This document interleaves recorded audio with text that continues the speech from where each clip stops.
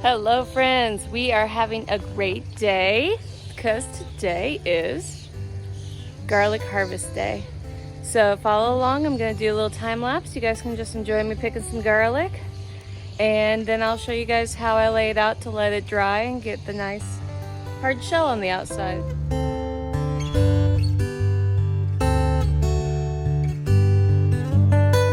So I do want to show you guys a really quick kind of just what I'm doing to pull the harvest, because it's really hard to tell in the time lapse. So what I'm doing is I'm just grabbing it down where it's dry and almost pulling it like I'm going along the surface, and they're popping right out. I'm just patting off the dirt and then going to the next one and doing the same method. And that's just always what I've done for harvesting garlic. I know some people like to use tools, but that's just the method I always use because it's easy. So let me continue with a different angle of time lapse.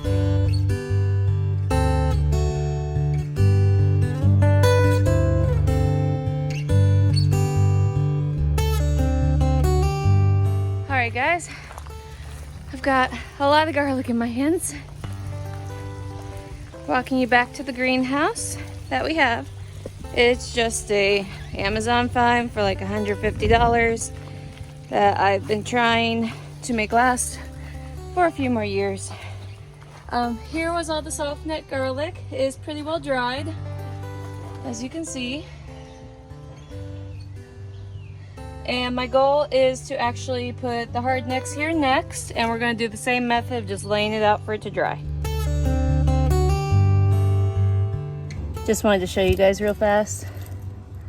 Look how big this one garlic is. I think this is the winner for sure, at least from this bed, but there are several that are close to this big. And I'm so excited because all I did was a little bit of additional rock phosphate and worm casting, completely blended through the bed. I didn't put individually in the hole because I planted over 500 bulbs, but it's double the size I had last year. I mean, it's the size of my palm. It's right up against my palm. So dang. Now we're gonna go over to the other bed, as long as my toddler is still amused by the splash pad, which splash pads are key to life. She's loving life, that's for sure. But I just let it go till it feels like kind of a little mini pool. And she's got a little floaty in there she loves to play with. Here's the next bed, the other half. And you'll notice some tomatoes growing up in it. And then I've got like 3 or 4 on the edge over here. I might disappear for a second, but you will see me. And also, how awesome is this? Hey Iris, what you do? Yeah, is that a good carrot? We like to snack on the baby carrots Mom gives us. They're yummy. So, without further ado, I'm going to bring you guys along with harvesting the other bed.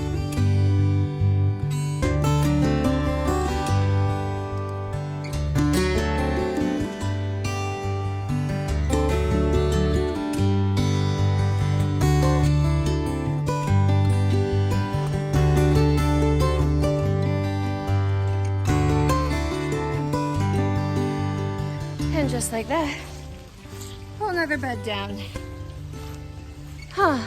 It's about 91 today in Southwest Missouri, where I live, and it's quite humid. Some notes on pulling your garlic. Make sure the tips, if you haven't followed the garden videos where I talk about it, sure spread them out so they can fully dry. And then I will leave them in here probably the next 2 weeks and then do onions next. So my onions are starting to look good. But he knows how the leaves are brown and yellowing. And basically I knew when I cut the scapes off, which I made some really yummy scape pesto, And I also didn't know what to do with the rest of it, so I just pulsated it down with some olive oil. And now I've got scape paste. But once you pull the scapes, you're looking at about 3 to 4 weeks, and then you need to pull, because after the scapes, it's really, the plant is putting all of its growth and all of its energy into the bulbs. So that's really when, sorry, my glasses have sweat on them, I can't see anything. That's when they really push to do final bulb development, and then it's time to harvest. Some of them are smaller. I usually just pull them all at the same time though, because I do a lot of succession planting. So for this bed over here, this is going to be another crop of bush beans, probably the purple tea peas, because I just really like that variety. One, if things kind of blend together on your color spectrum when you are trying to harvest beans, the purple really stands out, so it really helps being able to find the beans if you struggle with green on green. Also, I like when I cook it because it doesn't stay purple, and I like my green beans a little bit with a crunch on them, or like that squeak, but I do want them cooked down a little bit. So once all the purple is gone while cooking them and they're green, for me, I know that's when they're done for me. So that one's gonna be the green beans. And then over here, I want to try this method, and I can't remember which homesteader is doing it. I am 90% sure it's Jacques over Jacques in the Garden, part of Epic Homesteading. He's, I think, in partnership. I don't know the whole deal, but those guys are funny. I love watching them. He's doing his tomatoes, and then he does lettuce rows in between. So I think I'm going to take some of these bigger tomatoes, put 1 or 2 on this side, because my tomatoes did great here last year, and those are all volunteer tomatoes right there. So I think they were Blue Crush last year on this spot, or no, not Blue Crush, Blue Cream, which is a yellow / blue tomato. And then I've got some Romas back there, and I'm going to just do a big old line down the middle of leaf lettuce that can handle the heat. My Merlot is over there, and it's looking epic. And we're just slowly harvesting the carrots as they come in now, and that's how I handle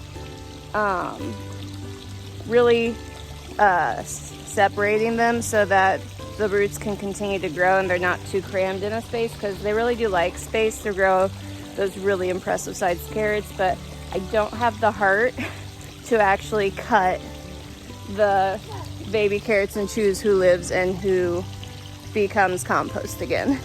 So thank you guys for joining me today as we harvested the garlic in the Hardcastle Homestead garden. And just look at this. This makes my heart happy. Like, so many people, when they first meet me, they're like, oh cool, you're into gardening. And then they come over for the first time because we have a get together with our friends, and they're like, oh, you're into gardening. We get it now. And it's like, yes, it's not just a hobby for me. This is a passion. This is a future for my family that I see as beneficial and profitable now that we are established with this yard space. So with that being said, if you are new into the gardening community, welcome. It is an investment up front, but once you have your beds established, I just really encourage, I know it's my tag at the end, but I just want you guys to go outside, enjoy the sun, and make sure to get dirty, because that's the best mental health medicine for me. And I just love sharing what helps for me, because it might help someone else that just needs to recenter themselves and have a better outlook on life, knowing that I grew this.